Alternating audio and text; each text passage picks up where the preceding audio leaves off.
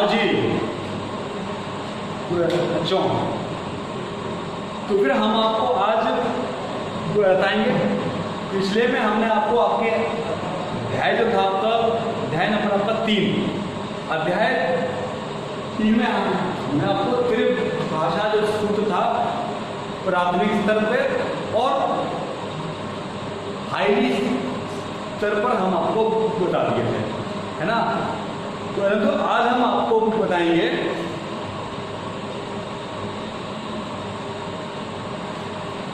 प्राथमिक स्तर पर हम आपको बता दिए थे और उच्च स्तर पर हम आपको बता दिए थे, क्योंकि आज हम आपको बताएंगे कि अब आपका प्राथमिक स्तर और माध्यमिक हाई एजुकेशन के बाद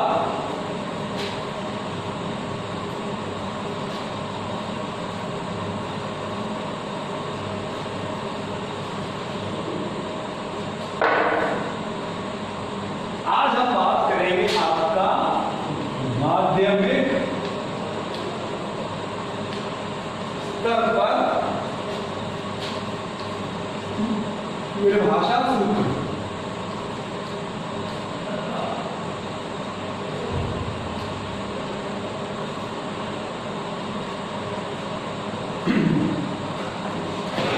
ये अब क्या है आपका, अगर हम आपकी बात करें प्राथमिक स्तर की और माध्यमिक स्तर की, है ना, तो ये क्या है कि यह सूत्र वास्तव में माध्यमिक के बच्चों के लिए जो ज्ञान देने वाली जो परिपाटी थी, माध्यमिक के बच्चों के लिए ही यह परिपाटी को पहुंचाने के लिए ही त्रिभाषा का आपका जो था सूत्र वह प्रतिपादित आपका हुआ। और इंडियन फ्रीडम के बाद में सभी लोगों को यह मालूम पड़ा कि पराधीन भारत में भाषा की जो दिक्कत की जो बाधा है उसको सही प्रकार से समाधान में उसको नहीं लाया गया है ना। और स्वतंत्र भारत में किसी भी ऐसे मतलब देश में जहां पर कि वही देश की भाषाओं को ना मान्यता दी जाए तो बड़ी उसमें बहुत दिक्कत होती है। तो यहाँ पर क्या हुआ कि 1921 में माध्यमिक शिक्षा के माध्यम में बहुत टाइम तक आपकी अंग्रेजी भाषा का ही वर्चस्व बना रहा, है ना। और जब आपका वर्चस्व बना रहा तो 1921 से पहले बहुत कम फॉर्मूलाज में मातृभाषा माध्यम बन सकी थी। आपको सॉरी मातृभाषा आपकी माध्यम बन गई थी। अब आपकी 1900 से पहले 1921 से पहले बहुत कम फॉर्मूलाज में भारत में मातृभाषा को माध्यम बनाया गया। लेकिन उसके बाद सन 1947 के बाद 1947 के बाद मातृभाषा के सभी माध्यमों को सभी जगह से विस्थापित कर दिया, है ना। पहले 1921 से बहुत कम जगह पर भारतीय मातृभाषाओं को मान्यता दी जा रही थी, लेकिन स्वतंत्रता प्राप्ति के पश्चात जहां जहां पर अंग्रेजी भाषा को मातृभाषा का माध्यम बनाया जा रहा था वहां से वह सभी फॉर्मूलाज को हटा दिया गया। तो ये बात आपको ध्यान रहे 1921 से पहले और 1947 के बाद। अच्छा, नेक्स्ट आपका जो आता है टॉपिक वह क्या है आपका त्रिभाषा सूत्र का परिवर्तन।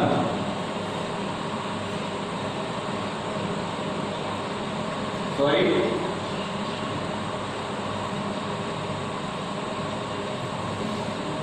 भाषा सूत्र का परिवर्तन। अच्छा, ये भी आपकी बात है कि स्वतंत्रता प्राप्ति के पश्चात माध्यमिक जो ज्ञान था आपका, माध्यमिक जो ज्ञान की पद्धति थी सन 1948 में, अब आपके 1948 में डॉक्टर, उनका नाम आपको ध्यान है, ताराचंद जी की अध्यक्षता में एक मीटिंग हुई और उस मीटिंग में मातृभाषा के अतिरिक्त पूरे संघीय भाषा को भी बेसिक स्तर पर वो प्रारंभ हो, ये बात के लिए कमीशन से विनती उन्होंने की, या फिर एक सिफारिश के तौर पर वो चीज उन्होंने भेजी। ताराचंद जो आपकी समिति थी 1948 में, ताराचंद जी की आपकी जो समिति थी वह कह रही थी कि माध्यमिक स्तर पर मातृभाषा के अतिरिक्त कुछ समय तक अंग्रेजी को जो महत्व दिया जा रहा है वह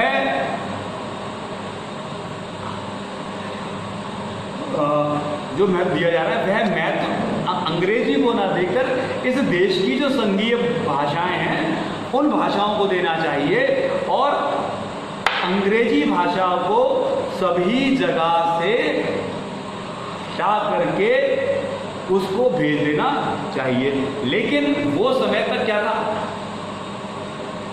वो समय तक दिक्कत इस बात की थी कि तब तक भारतीय संविधान नहीं बन पाया था, है ना, तब तक भारतीय संविधान की रूपरेखा नहीं बनी थी। तो डॉक्टर ताराचंद जी की जो समिति थी वह यह कह रही थी कि माध्यमिक स्तर पर सिर्फ 2 भाषाएं ही प्रदान की जाएं। पहली तो हो कौन सी, एक हो आपकी मातृभाषा और दूसरी अंग्रेजी भाषा हो या फिर कोई संघीय भाषा हो। ये आपके कहा किसने, डॉक्टर ताराचंद जी ने कहा कि मतलब केवल 2 भाषाओं को ही ज्ञान में देना चाहिए।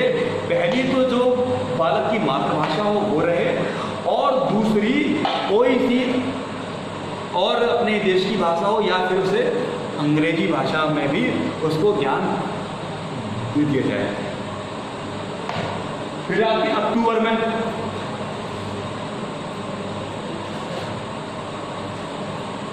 अक्टूबर 1952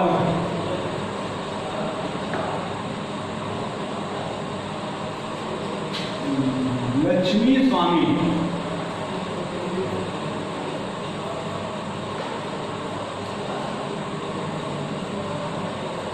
मुदालिया, फिर आपके 1952 में लक्ष्मी स्वामी मुदालिया की अध्यक्षता में एक और हुई आपकी बैठक हुई, और माध्यमिक शिक्षा आयोग आपका बना। माध्यमिक शिक्षा आयोग आपका फिर बनाया गया। कब, लक्ष्मी स्वामी मुदालिया की 1952 में जो बैठक हुई उस बैठक के बाद, ठीक है। और जब आपका 1952 में माध्यमिक शिक्षा आयोग बना, जिसने आपका जून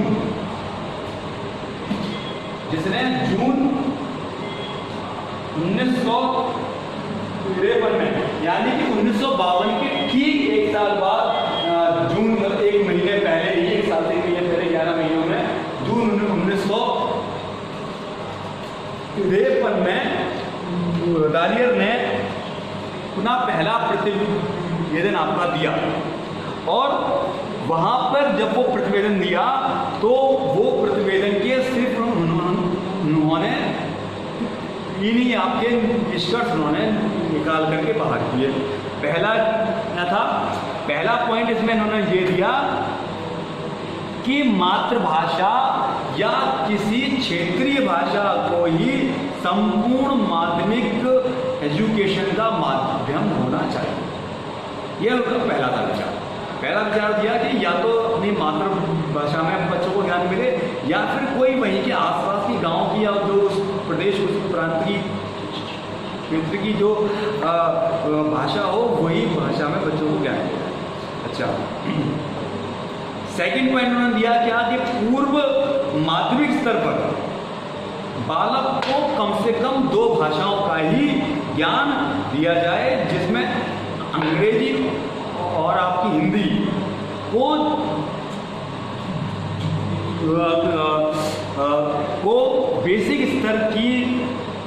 बेसिक स्तर पर पूरे होने पर किया जाए, किंतु दोनों भाषाओं का ज्ञान एक साथ बच्चे को न दिया जाए। कहा गया कि मातृभाषा हिंदी में पहले ज्ञान दिया जाए, लेकिन जब उसका बेसिक स्तर जब उसका संपूर्ण हो जाए तब उस बच्चे को अंग्रेजी भाषा में ज्ञान दिया जाए। ठीक है। पॉइंट आपका उन्होंने लिया 3 कि जब बच्चा मतलब कक्षा 6 से 11वीं या मतलब उच्च माध्यमिक स्तर पर कम से कम 2 मातृभाषाएं पढ़ाई जाए, मतलब 6 से लेके 8 और 9 और 10 और 11 और 12, या तो एक अंग्रेजी भाषा हो या फिर एक वहीं की गांव की क्षेत्रीय भाषा हो। तो यानी कि स्पष्ट है यहाँ पर ये चीज़ बिल्कुल साफ हो जाती है कि ग्वालियर आयोग ने सिर्फ भाषा पे नहीं, द्विभाषा का जो सूत्र था, द्विभाषा सूत्र पर ही माध्यमिक स्तर को पढ़ाने के लिए वो गिनती इन्होंने अपनी की। और यह भी उन्होंने कहा कि ग्वालियर आयोग ने भाषा की अनिवार्यता को यूं प्रकार से केंद्र और प्रशासन के सामने प्रस्तुत किया। पहला उन्होंने दिया क्या? मातृभाषा या क्षेत्रीय भाषा। पॉइंट नंबर 2 उन्होंने दिया कि निम्नलिखित में से कोई एक भाषा, नंबर आ में कहते हैं देवनागरी हिंदी, मतलब वो कहते हैं कि वो बालकों के लिए जिनकी मातृभाषा हिंदी नहीं है उनको हिंदी का ज्ञान दिया जाए। दूसरा आ है, वो कहते हैं प्रारंभिक अंग्रेजी, जिन बालकों ने माध्यमिक मिडिल स्कूल में अंग्रेजी का ज्ञान नहीं लिया है उन बालकों को अंग्रेजी का ज्ञान दिया जाए। ठीक है। ई उच्च अंग्रेजी, यानी कि विश्वविद्यालयों में अगर किसी बच्चे ने 9, 10, फर्स्ट ईयर, 12, 6, 7, 8 में अंग्रेजी का ज्ञान लिया हो, या जो पहले अंग्रेजी को पढ़ कर गया हो, वो स्नातक के स्तर पर भी अंग्रेजी को ले सकता है। फिर एक आधुनिक भारतीय भाषा मातृभाषा के अतिरिक्त, मतलब एक भारतीय भाषा, चाहे वो आपकी पंजाबी हो, गुजराती हो, किसी भी एक भारतीय भाषा को हिंदी भाषा के अलावा महत्व देना। अच्छा, फिर आपकी आती एक आधुनिक विदेशी भाषा,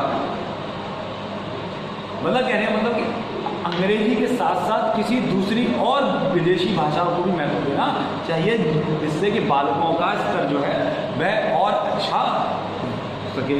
और सबसे बड़ी बात कि ऊ में उन्होंने कहा, एक पॉइंट और दिया कि एक प्राचीन सांस्कृतिक भाषा। अब आपकी प्राचीन जो आपकी भाषाएं हैं वह कौन सी? देववाणी संस्कृत है, पाली है, आपकी प्राकृत है, आपको ब्रज है। तो वो कहते हैं कि एक किसी भारतीय प्राचीनतम भाषा का भी ज्ञान दिया जाए, ताकि बच्चे को अपनी सभ्यता और संस्कृति के भी बारे में ये सब बातें मालूम हों, ताकि ये सभी बातें बच्चों को मालूम हों। लेकिन कालियर आयोग के ये सब बातें कहने के बाद भी भाषा की जो भारत में दिक्कत थी वह संपूर्ण प्रकार से दूर हो नहीं पाई। देश में यह दिक्कत, यह बाधा प्रत्येक समय तक बनी रही और प्रत्येक आपके प्रांत ने अपने अपने प्रांत वासियों से यह भी प्रश्न पूछे और विचार किए। संविधान भी आपका लागू हुआ और संविधान ने देवनागरी को भाषा की मान्यता भी दी और किंतु 15 साल तक अंग्रेजी चलते रहने की बात भी संविधान ने मान ली। अतः अंग्रेजी के समर्थक 15 साल के लिए बिल्कुल बेफिक्र हो गए और उनके मन में यह भी बात बैठ गई कि 15 साल बाद वे फिर से अंग्रेजी भाषा को बचा लेंगे और वह अंग्रेजी भाषा की उसके बढ़ोतरी के लिए, विकास के लिए बहुत सारी मेहनत करने लगे और चारों ओर प्रचार भी करने लगे कि भारत में अंग्रेजी भाषाओं को महत्व देना चाहिए। परंतु चूंकि भारतीयों को मातृभाषा हिंदी बहुत ज़्यादा पसंद आने लगी थी और यहाँ का जो व्यक्ति है, जो मानस है, वह यह भी समझ गया था कि अंग्रेजी का दावा भारत के लिए प्रभावपूर्ण विषय नहीं है ना। और 1956 में आपके केंद्रीय आपके 1956 में केंद्रीय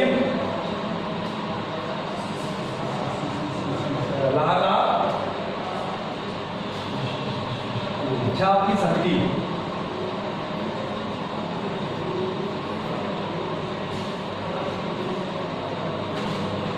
यानी कि 1957 में कलाकारों की जो केंद्रीय शिक्षा सलाहकार जो मंडल था वह सबसे पहले त्रिभाषा का सूत्र की उसने बनाया और यही मंडल ने यह भी दावा किया कि त्रिभाषा सूत्र ही भारत की समस्त भाषाओं की समस्याओं का हल है और यही 3 भाषाओं को माध्यमिक स्तर पर, उच्च माध्यमिक स्तर पर और प्राथमिक स्तर पर भी बालकों को दी जानी चाहिए। अच्छा, तो वो क्या था? वह जो उन्होंने त्रिभाषा जो दिया सूत्र वह उनका कौन सा था कि पहला तो उनका ये रहा कि आपकी मातृभाषा आपकी हिंदी रहे, पहला मातृभाषा, या फिर कोई आपकी वहीं की गाँव की या कोई वही रंग की आपकी एक रहे भाषा रहे, ये उनकी रही पहली भाषा। सेकंड भाषा में उन्होंने कहा कि आपकी अंग्रेजी को ही महत्व दिया जाना चाहिए, ठीक, तो ये रही उनकी दूसरी भाषा। और तीसरी भाषा उन्होंने कहा कि जहां जहां पर हिंदी नहीं बोली जा रही है, अब हिंदी भाषी जो आपके जो भी आपके प्रांत हैं, समाज हैं, अहिंदी भाषियों के लिए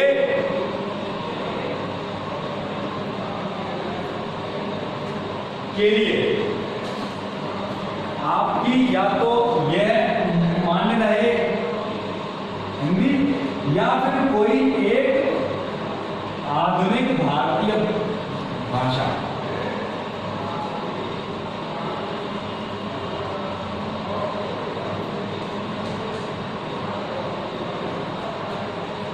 या फिर कोई एक आधुनिक भारतीय भाषा को स्थान देना चाहिए, यह उन्होंने कहा। ठीक है, तो यहाँ तक आज हम आपको माध्यमिक स्तर पर बता दिए, लेकिन सामाजिक और पॉलिटिशियन स्तर पर कई सारे विचारकों ने अपनी अपनी बातें कही, तो वह हम आपको तीसरी वीडियो के माध्यम से आपको बताएंगे कि त्रिभाषा सूत्र का विश्लेषण किस प्रकार से हुआ।